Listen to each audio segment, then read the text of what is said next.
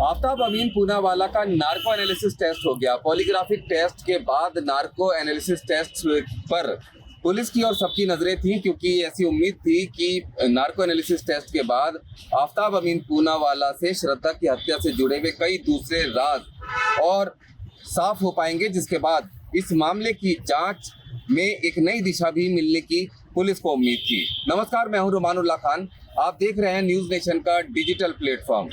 दरअसल तिहाड़ जेल से आफ्ताब अमीन पूनावाला को 1 दिसंबर को ही पहले से ही बता दिया गया था कि नार्को एनालिसिस टेस्ट होना है, जिसके लिए तैयारियां पूरी कर ली गई थी। नार्को एनालिसिस टेस्ट करने से 12 घंटे पहले से ही फास्टिंग शुरू हो जाती है, और यही वजह है कि आफ्ताब अमीन पूनावाला को एक रात पहले ही 9 बजे खाना दे दिया गया था, और उसके बाद उसको सुबह भी नाश्ता नहीं दिया गया। 9 बजे से तिहाड़ जेल से लेकर आया गया, जिसके बाद उसका मेडिकल एग्जामिनेशन हुआ, उसका वेट हाइट सब नापी गई, उसका बीपी और तमाम चीज़ें की गणना की गई, ताकि उसको कितनी मात्रा में एनेस्थीसिया देनी है और किस तरह से उसके सवाल पूछे जाने हैं और किस तरह से उसका नार्को एनालिसिस टेस्ट होगा, इसके बारे में सीधे तौर पर अंदाज़ा लगा सके वो टीम जिसको नार्को एनालिसिस टेस्ट करना था। आफ्ताब अमीन पूनावाला का 10 बजे नार्को एनालिसिस टेस्ट शुरू हुआ और उसके बाद 12 बजे तक ये टेस्ट चलता रहा। लेकिन सूत्र बता रहे हैं कि आफ्ताब ने इस टेस्ट में कुछ भी नई चीज़ नहीं बताई है। पॉलीग्राफिक टेस्ट में और पुलिस की पूछताछ में जिन चीज़ों के बारे में आफ्ताब ने हामी भरी थी, वही तमाम चीज़ें उसने नार्को एनालिसिस टेस्ट में भी बताई हैं। आफ्ताब ने श्रद्धा की हत्या की बात कबूली है, श्रद्धा की हत्या पर अफसोस नहीं है, ये बात भी कबूली है। कई 2-3 लड़कियों के संबंध थे, ये बात भी कबूली है। लेकिन अभी भी ये सवाल सुलझे ही है कि आखिर श्रद्धा का सर कहाँ फेंका गया, वो हथियार कहाँ हैं जिससे श्रद्धा के शरीर के टुकड़े किए गए, वो कपड़े कहाँ हैं जो श्रद्धा ने वारदात के वक्त पहने थे और आफ्ताब ने पहने थे। जो अहम सवाल हैं उनके जवाब नार्को एनालिसिस टेस्ट में भी सूत्र बता रहे हैं कि अभी पूरी तरह से नहीं मिल पाए हैं। हालांकि नार्को टेस्ट की पूरी फाइनल रिपोर्ट आनी अभी बाकी है, जिसके बाद तमाम चीजें साफ हो पाएंगी। लेकिन क्या आफ्ताब अमीन पूनावाला इतना शातिर है कि नार्को एनालिसिस टेस्ट को भी चीट कर सके? इसके लिए नार्को एनालिसिस टेस्ट के बारे में जानना जरूरी है। नार्को एनालिसिस टेस्ट में नींद बेहोशी की हालत में किसी भी अपराधी से उन सवालों के जवाब लिए जाते हैं जिनके जवाब वो होश में नहीं दे रहा होता, पुलिस की पूछताछ में नहीं दे रहा होता, या पॉलीग्राफिक टेस्ट के दौरान भी सच ना बोला हो, क्योंकि ऐसी स्थिति में माना जाता है कि आदमी का अपने ऊपर कंट्रोल नहीं रह जाता और वो सच बोलने लगता है। और इसीलिए नार्को एनालिसिस टेस्ट में ट्रूथ सीरम दिया जाता है, जो एक तरह का एनेस्थीसिया होता है, जिससे नींद बेहोशी की हालत में वो शख्स चला जाता है, जिसका नार्को एनालिसिस टेस्ट होना होता है, और उसके बाद ऐसा कहा जाता है कि वो सच बोलता है। लेकिन क्या नार्को एनालिसिस टेस्ट को चीट किया जा सकता है? क्या नार्को एनालिसिस टेस्ट के सफल होने के चांसेस पूरे होते हैं? तो मैं आपको बताता हूं कि नार्को एनालिसिस टेस्ट के बड़े मामले इस देश में तब हुए हैं जब अब्दुल करीम तेलगी का नार्को एनालिसिस टेस्ट हुआ था। तेलगी का जो घोटाला था वो सबको पता है, स्टॉम्प पेपर का घोटाला था, बहुत ही बड़े पैमाने पर घोटाला किया गया था। कसाब का नार्को एनालिसिस टेस्ट हुआ, निठारी कांड में पंडेर और कोहली का नार्को एनालिसिस टेस्ट हुआ, आरुषि मर्डर केस में राजेश तलवार और नुपुर तलवार का नार्को एनालिसिस टेस्ट हुआ, उसके अलावा नौकर कृष्णा और कई दूसरे लोगों का नार्को एनालिसिस टेस्ट हुआ, और साथ ही साथ इस मामले में काफ़ी पेचीदगियां भी थी, और अबू सलेम अंडरवर्ल्ड डॉन का भी नार्को एनालिसिस टेस्ट हुआ। अब इसमें सीधे तौर पर अब्दुल करीम तेलगी का जो नार्को एनालिसिस टेस्ट हुआ था उसको काफ़ी हद तक सफल माना गया था। उसके अंदर बहुत सारी ऐसी चीज़ें थी जो अब्दुल करीम तेलगी ने, जिनका खुलासा नार्को एनालिसिस टेस्ट के दौरान किया था। इससे पहले पुलिस की पूछताछ या दूसरी तमाम चीज़ें थी, उसमें अब्दुल करीम तेलगी ने सच नहीं बोला था, लेकिन नार्को एनालिसिस टेस्ट में 2 बड़े नेताओं का नाम लिया था जिनको उसने आरोप लगाया था कि पैसा बड़े पैमाने पर दिया गया, जिसके बाद काफ़ी राजनीतिक हलचल भी हुई थी। हालांकि जांच में क्या कुछ हुआ वो सबको पता ही है। कसाब वो आतंकी जिसने मुंबई को दहला दिया था अपने साथियों के साथ, वो जिंदा पकड़ा गया आतंकी था। उसका जब नार्को एनालिसिस टेस्ट हुआ तब उसे भी सफल माना गया। कसाब ने सब कुछ बताया कि किस तरह से उसका माइंड वॉश हुआ, किस तरह से आईएसआई ने उसको ट्रेनिंग दी, किस तरह से उसको हथियार देकर भेजा गया, कहाँ का वो रहने वाला है, और तमाम चीज़ें। पाकिस्तान के तमाम झूठ इस नार्को एनालिसिस टेस्ट के बाद खुल गए थे, बेनकाब हो गए थे। कृष्णा का नार्को एनालिसिस टेस्ट हुआ था, उसमें काफी चीजें सामने आई थी, लेकिन राजेश तलवार और नुपुर तलवार ने अपने नार्को एनालिसिस टेस्ट में आरुषि की हत्या के बारे में तमाम वही रटे रटाया जवाब दिए जो उससे पहले पुलिस पूछताछ में या पॉलीग्राफिक टेस्ट के दौरान वो दे चुके थे।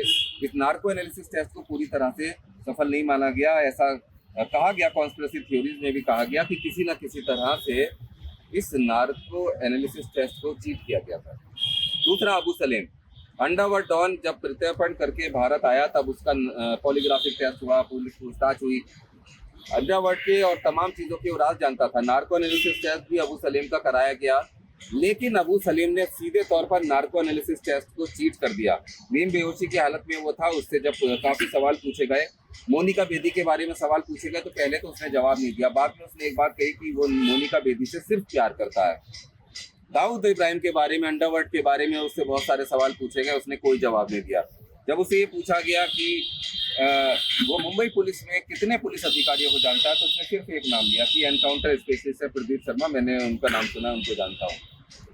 और जब कई गंभीर सवाल अंडरवर्ल्ड के कनेक्शंस, अंडरवर्ल्ड के राजों के बारे में पूछना शुरू किया, तब अबू सलेम के जवाब सुनकर जो नार्को एनालिसिस टेस्ट करने वाले लोग थे वो भी हैरान रह गए, क्योंकि अबू सलेम ने गाना गाना शुरू कर दिया।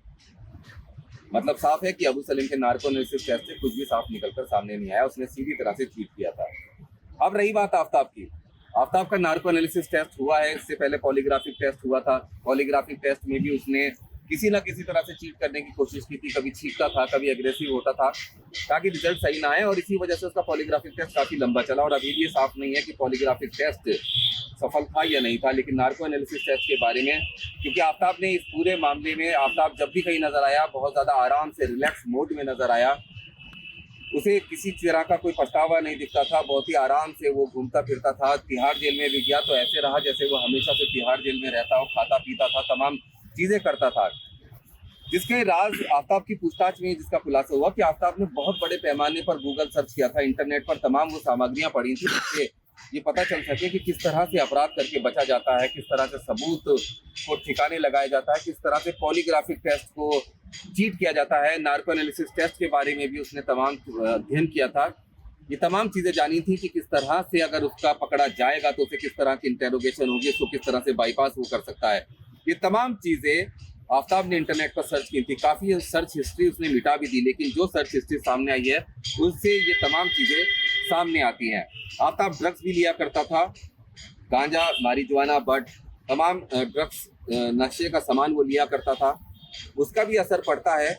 और सीधे तौर पर जिस तरह से जो सूत्र बता रहे हैं कि आफ्ताब से जो पूछताछ हुई उसमें वो सवाल अभी भी अनसुलझे हैं, जिसमें कहा गया कि श्रद्धा का सिर कहाँ है, श्रद्धा का जिस हथियार से शव के टुकड़े किए गए वो हथियार कहाँ हैं, वारदात के समय पहले पहने गए जो कपड़े थे वो कहाँ हैं, दूसरे तमाम अहम सबूत कहाँ उसने शव ठिकाने लगाए, क्या उसने किया, वो फ्लाइट से मुंबई वापस क्यों गया, तमाम ऐसे सवाल हैं जिनके जवाब आफ्ताब के द्वारा नार्को एनालिसिस टेस्ट में नहीं मिले हैं। उसने सिर्फ वही रटे रटाए जवाब दिए हैं जो उसने पुलिस की पूछताछ में दिए थे या फिर पॉलीग्राफिक टेस्ट के दौरान दिए थे। हालांकि एक चीज़ और भी है कि नार्को एनालिसिस टेस्ट को सबूत के तौर पर कोर्ट में नहीं माना जा सकता, कोर्ट में सबूत के तौर पर नहीं रखा जा सकता। नार्को एनालिसिस टेस्ट से पुलिस को जांच की एक नई दिशा मिल जाती है। कई ऐसी चीज़ें जो पुलिस की पूछताछ में होश में आरोपी नहीं बताता है, वो नींद बेहोशी की हालत में आरोपी सच बोल देता है, जिससे पुलिस को काफ़ी चीज़ें ऐसी जो कि इसको नहीं पता होता केस के सिलसिले में वो सामने आ जाती हैं, जिसके बाद सबूत जुटाना और इन्वेस्टिगेशन करना आसान होता है। लेकिन क्या आफ्ताब ने वाकई में नार्को एनालिसिस टेस्ट को चीट किया है? क्या आफ्ताब नार्को एनालिसिस टेस्ट को किसी तरह से बाईपास करने में सफल हो गया है? रिपोर्ट आने वाली है, रिपोर्ट के आने के बाद ये तमाम चीज़ें साफ हो जाएंगी। और अगर नार्को एनालिसिस टेस्ट से भी कुछ ठोस चीज़ें पुलिस के सामने नहीं आती हैं तो बहुत जल्द आफ्ताब अमीन पूनावाला का ब्रेन मैपिंग टेस्ट भी कराया जाएगा, ताकि श्रद्धा वॉकर की हत्या से जुड़े हुए तमाम राज़ों को बेपर्दा किया जा सके और इस शातिर आफ्ताब को श्रद्धा की हत्या के मामले में इसके अंजाम तक पहुंचाया जा सके, और जिसके लिए ठोस और पुख्ता सबूतों की दरकार है। इस खास पेशकश में फिलहाल इतना ही। नमस्कार।